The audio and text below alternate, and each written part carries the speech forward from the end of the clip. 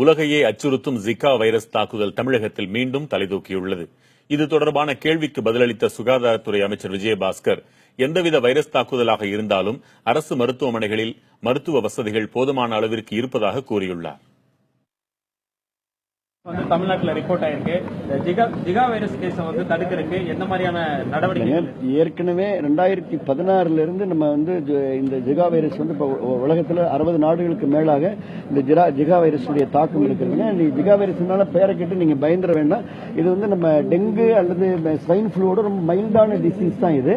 இதுல நிச்சயமா உயிரிழப்பு என்ற பேச்சுக்கே இடமில்லாத அளவுக்கு இருக்கு. இதுவும் இந்த டெங்கு காய்ச்சலை பரவக்கூடிய அந்த ஏடிஎஸ் அந்த கொசுக்கள்னாலதான் இந்த காய்ச்சலும் வருகிறது. அதனால இதுல எந்த விதமான உயிர் சேதம் நிச்சயமா ஏற்படாது. இருந்தாலும் இதை 2016 இருந்து அரசு அதை தடுப்பதற்கு தேவையான அத்தனை நடவடிக்கையும் எடுத்தனாலதான் இந்த ஒரு கடைக்கோடியில் இருக்கக்கூடிய ஒரு ஆரம்ப சுகாதார நிலையத்தில் கூட இந்த ஒரு நோயாளியை நம்முடைய அந்த அளவுக்கு நம்முடைய கட்டமைப்பு வெரி வெல் எக்யூப்டு, அதாவது ஒரு ஆரம்ப சுகாதார நிலையத்தில் வரக்கூடிய ஒருத்தர் கூட ஏற்படக்கூடிய காய்ச்சலை முழுமையாக கண்டறியக்கூடிய அந்த திறன், அந்த பெசிலிட்டி இன்றைக்கு அரசு ஆரம்ப சுகாதார இருக்கிறனால தான் இதையும் கண்டறியப்பட்டது. அவர் முழு நலத்தோடு பூர்ண நலத்தோடு இருக்கிறார். எந்த பாதிப்பும் இல்லை.